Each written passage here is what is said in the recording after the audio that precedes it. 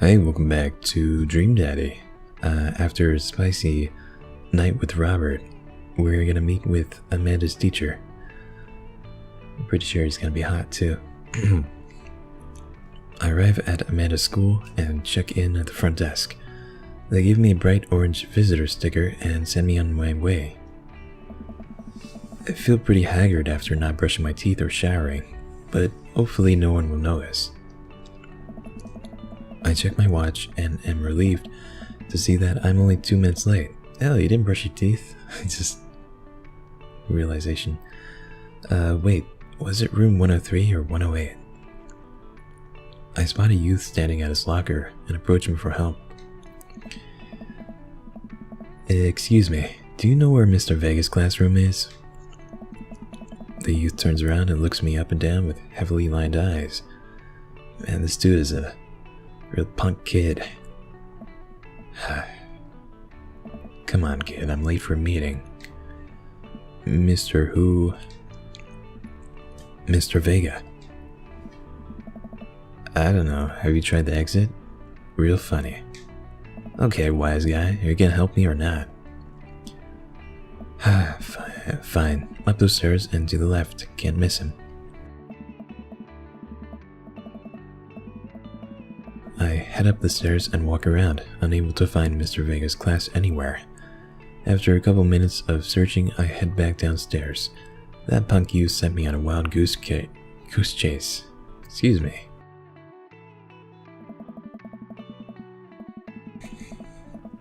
I get back to where that low-rent Gerard Way is standing, fully ready to give him a piece of my mind, when suddenly a head pops out of the classroom next to his locker.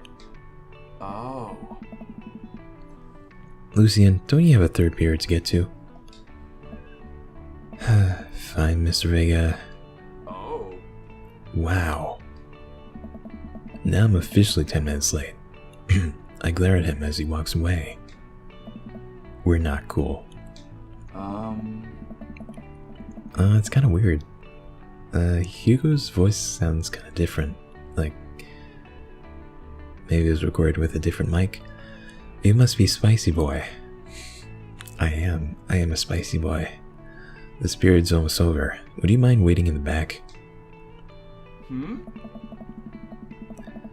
Mr. Vega leads me in and I take a seat in one of the comically small students' desks in the back. I might get stuck in this. Alright, where were we? You can tell me about the unreliability of the narrator and J.D. Salinger's Catcher in the Rye. Yes, Colin. Colin stands up and does a thing where he blows into the crook of his elbow to make a fart noise. Man, these kids. The little class erupts in laughter. Alright, everybody. Very funny. Colin, please sit down. Now, Alden Caulfield is an unreliable narrator in the sense that the bell for the end of the period rings. All the students immediately get up and make a break for the door. What? Remember to do the reading and answer the response questions on page 194 in your textbook. Nobody's listening. Oh. Or not, I guess. Mr. Vega turns to me and sighs. Middle schoolers, right? Don't you teach high schoolers? Yeah, I was wondering. Both, you know, budget cuts. Oh. Right. Thanks so much for coming in. No problem, Mr. Vega. Please call me Hugo. I don't normally do these impromptu parent-teacher meetings, but as I'm sure you know, Amanda's a very bright student, and I'm concerned about her recent behavior. What's going on? Amanda has never been the most engaged student, but I know she cares. Recently, though, she's been falling behind. She's not completing assignments and has been doing rather poorly on tests. I'd normally chalk this up to senioritis, but this is strange. I thought Amanda always shared everything with me. It hadn't even crossed my mind that something might be wrong. I just wanted to ask, is everything okay at home? We just moved. Or she has a tendency to bottle things up. I haven't noticed anything different about her, but she always tends to put on a happy face no matter what. Ah. Let's see if you can talk to her about it. I know she values you a great deal and would appreciate your guidance. If she keeps heading down this road, I don't know. I know how important art school is to her, and I'd hate to see her... I'd hate to see her miss out on scholarship money that she clearly deserves. I'll make sure to talk to Amanda. Thanks for letting me know, Hugo. Hugo? Ah. Anytime. On my way out, I stopped thinking for a moment. I turned to Hugo. Hey, Hugo? Yes? Did I ever catch that right?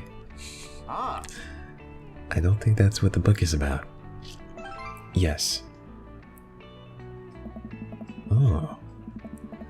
I guess you like that. I leave the classroom and make my way out of the school. I'm still a little bit in shock that Amanda was able to hide this so well from me. She's always been such a force for positivity in my life, especially after we lost her father. Damn. Amanda must be done for classes for the day by now. I'm sure she would appreciate a ride home, and maybe I could talk to her about what's going on. I pull up to the carpool, and Amanda hops in the passenger seat. So, did you have fun gossiping about me? Mr. Vega and I actually just gossiped about our celebrity crushes. So we talked about Mario Batali the whole time? It was a very productive meeting. Pretty hungry. Can we grab some dinner?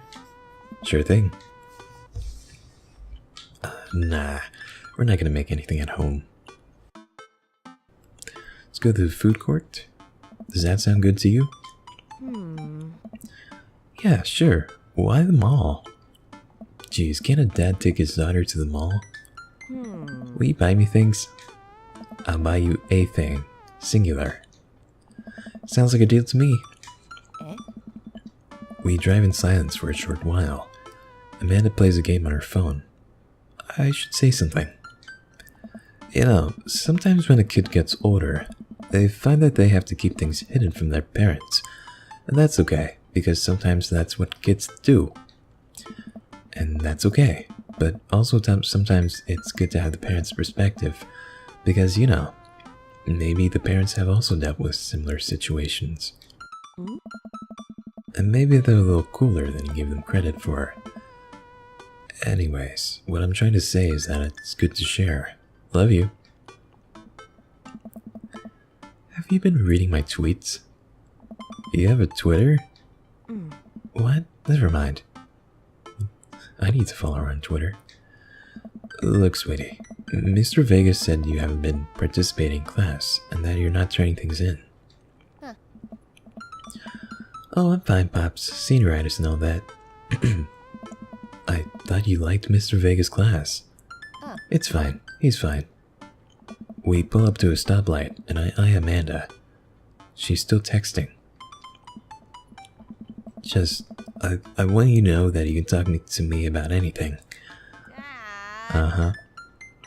I can tell that whatever it is, she doesn't want me knowing about it. That's frustrating. I heard Emma R is going to that fancy art school in California. That's exciting. Yep.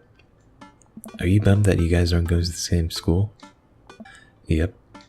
Amanda keeps texting. She stifles a laugh. What's so funny?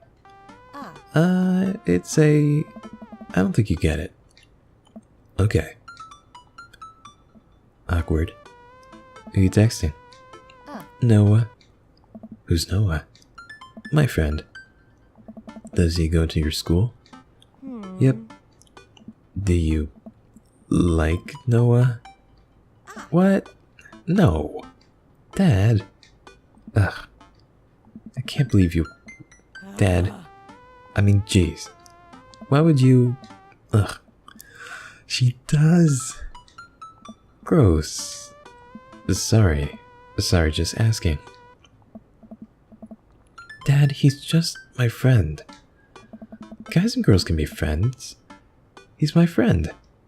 Okay. Jeez.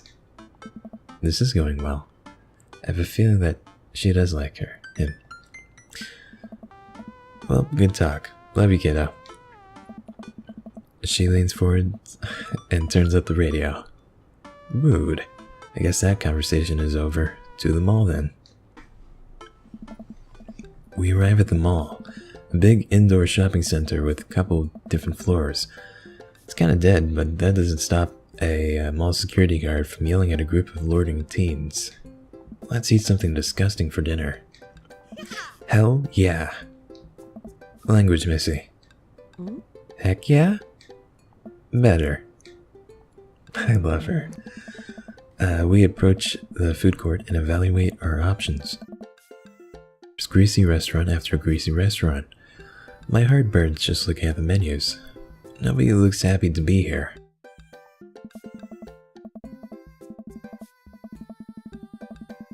What are you in the mood for? Bread dipped in sugar? Bread with cheese on it? Or do you want me to inject some fat directly into your bloodstream? I extend my hand to her. Would you do me the honor of sharing some nachos? She takes my hand with a grin. I don't know, I could do with some teriyaki chicken. It would make me the happiest, cheesiest girl alive. We order a giant pile of chips and a naturally orange cheese from a very enthusiastic and possibly stoned teenager. We take a seat at a rickety table and dig in. These are bad. These are very bad. But also strangely delicious? We have to eat through the pain. We enjoy the fluorescent cheesy goodness together until we're all having nachos. So, something's been bothering me for a while.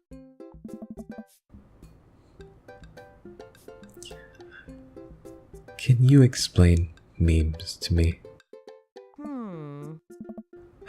Which meme? Oh, all memes. Amanda sighs deeply and places her head in her hands.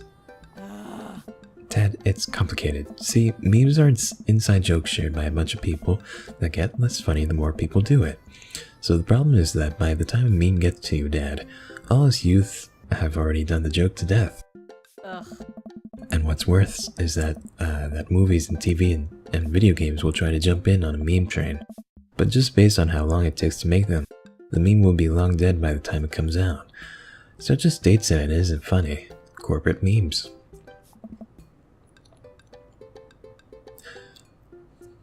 I can't believe I had to read this. Oh shit, what up? Dad, please. Anyway, changing the subject. Where to now? Want to go to that goth store? What? You know, the one that's all black and tries to establish itself as an anti-establishment, despite being an exact representation of the establishment? I don't know what store you're talking about. You know, the one where you can buy chain wallets and it's basically an assault on people who fought so hard against, what people fought against so hard. What? In the punk and hardcore movements of the 70s and 80s? Dude, you gotta be more specific. The one you threw up in one time. Oh, that one. She's so excited. Oh, this is totally a hot topic. Did I say Forever 21? Amanda runs into the store with me trailing behind her. She makes a beeline for the back. Yeah. There it is. You can still see the outline, kinda. Ew. I'm so proud. Speech. Amanda. Speech. Alright, I'll do it if you stop chanting. Amanda stops immediately. I clear my throat. Thank you all for joining us here today to commemorate a historic moment that forever shape history. On a day very much like today, some 5 years ago, our very own Amanda Ann Sarin had too much blue raspberry slushy on an outing to the mall. After begging her father to take her to Dead, Goth, and Beyond to buy rainbow suspenders, suspenders, she proceeded to throw up all over a display of My Chemical Romance merchandise. Her loving father then had to pay for said merchandise, which to this day remains among our possessions. Thank you. Amanda is moved. She begins clapping, slow at first, then faster and more vigorously. Several other patrons turn their heads. One of them also starts clapping. I bow my head. Oh hey, chain wallets. While Amanda busies herself looking at band t-shirts, I try to find something of interest to myself. Not much for a dad to look at in Dead Goth and Beyond. Ooh, look at the clearance bin. That's what a dad would do. There's a big cardboard box of marked down items. Pretty sure $4 for purple eyeliner is a good deal, I think. I wonder if I would look good in purple eyeliner. Hell yes, I would. Look, this is very important to me. Who? Oh my god. It's Goth Dad. I overhear a stifled argument over the cash register. An older gentleman is carrying a garment and showing it to a bored-looking cashier with pink hair. I can see that. Don't know what to tell you, dude. I just work here. Listen, when I bought this online, the website said this blouse was Victorian expired. However, when I received it, it clearly held the trademark of an Edwardian dressage. Do you want a coupon? I can give you a coupon. Will you leave if I give you a coupon? Is there a manager present? People have to know what they're buying. I am the manager. I see. Well, it would seem that I've outstayed my welcome. Good day, shopkeep. Your superiors will receive a strongly worded letter by post. He's weird. Whatever, dude. The man whirls around and storms out. His literal coattails trailing behind him. I can't tell if they're Victorian-inspired or Edwardian in nature. Amanda trots up to me with a t-shirt in hand. Oh boy, here it comes. Hey, Dadtron 5000. Yes, I'll buy it for you. Wow, that was easy. Thanks. At least it's only one this time. Amanda plops the shirt onto the counter and grins at the cashier. I love your hair. Cashier says nothing and rings Amanda up, radiating hatred. I hand her a 20. So what was that guy's deal? The cashier rolls her eyes so hard I'm worried she'll pull something. That's Damien. He's in her all the time. He's obsessed with Victorian fashion or whatever. Do they sell that Hot Topic? Probably not. She hands Amanda her bag and it's clear the conversation is over. We make our way out of the store and head home to get some rest. Alright. Amanda and I sit on the couch, trying to find something to watch over bowls of ice cream. Oh cool, Long Haul Paranormal Ice Road Ghost Truckers is on. What? Your favorite, right? Oh hell yes. They have to make it over the Canadian tundra before the ice road melts, but they're also hunting ghosts. Also, the trucks are haunted. This is an episode I've already seen, but it's one of the best. Callum and Flint Dogbone, the twin brother truck driving and ghost hunting duo, find themselves in the greatest peril yet. Oh no, the ghost done got control of the truck. I can't steer them out here on the damn ice roads. Let me use this EVP meter to try to communicate with the spirits. Flint, we're about to die. I almost got it. If you listen carefully, it sounds like it's saying, you're going to die. That's because we're about to die. This is art. The episode ends and Amanda excuses herself to go and start arguments on the internet. I stay up longer, curious about the exploits of Callum and Flint Dogbone after the disastrous ice road accident. Afterwards, I crawl into bed and get a good night's sleep.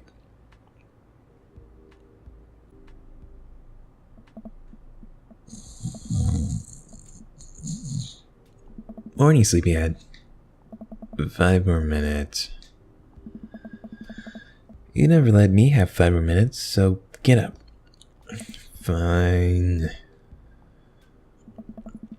We have cereal for breakfast and spend the morning putting together furniture. Amanda is much better at interpreting the tiny manuals. We're able to put together a few shelves and one desk, but I'm pretty sure it's supposed to be a bookcase. I love putting together furniture. So, you excited for the cookout today?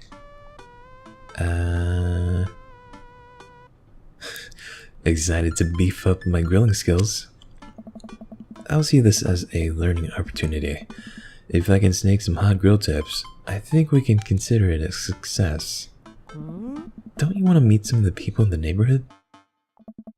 I'll probably end up standing uncomfortably in the corner with a plate of food and hope that nobody talks to me. God, you're so relatable.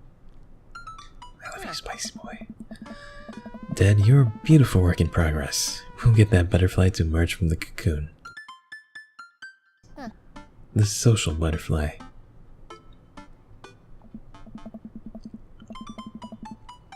Well, we better start getting ready. We definitely don't want to be late. What? No, we have to be fashionably late. Who shows up to a cookout on time? You know what? We're going early, just because you said that. I head out the door and Amanda reluctantly follows. We walk across the street to Joseph's house with a store-bought veggie plate. I'm a terrible cook if it doesn't involve a grill. I guess we're not as early as we thought we were. Joseph's backyard is already packed with people and the smell of hot dogs wafts through the air. Small children run through the sprinkler, and adults chat in small clusters. I set our veggie plate down on a table next to 2 other veggie plates. Huh. I guess everyone else is a bad cook too. Hey, there's Joseph. I wave to get his attention. The moment he sees us, he jogs over, arms open wide. Oh. Welcome. I'm so glad you two are here. And he brought veggies. Let me introduce you to my family. Kids, come over here. This is Chris, my eldest. Oh. Hi. This is Christian and Christy. They're twins. Hey. They stare creepily and say nothing. Oh. Then, of course, there's our youngest, Krish. Where are these names? Wait, where's Krish? Maybe Mary put him in his crib. Oh no, it's the woman from the bar the other night. What is she doing here? Oh, and how could I forget my lovely wife, Mary? Hey. Uh-oh. Joseph pecks her on the cheek. She smiles. Wait, I thought all the dads were single. Mary, sweetheart, did you put Krish to bed? I'll have to go look for him. What? You'll have to... Joseph takes a moment and regains his composure. Oh. Mary, this is our new neighbor, Spicy Boy, and his daughter Amanda. I'd shake your hand, but I have a glass of wine that I need to tend to. I love her. Nice to meet you, Mary, for the first time. Charmed. Well, I have to go over there now. Does she not remember us? Mary leaves. Oh god, this is so awkward. I wonder if Joseph knows. I wonder if Mary knows that Joseph knows. I wonder if Joseph knows that Mary knows that I know. It takes all my energy now to run away from the barbecue and start fresh in a new city. My wife has a wonderful sense of humor, but please you two. Enjoy the barbecue. All of the guys are really excited to meet you. Wow, I think I've actually met everyone else.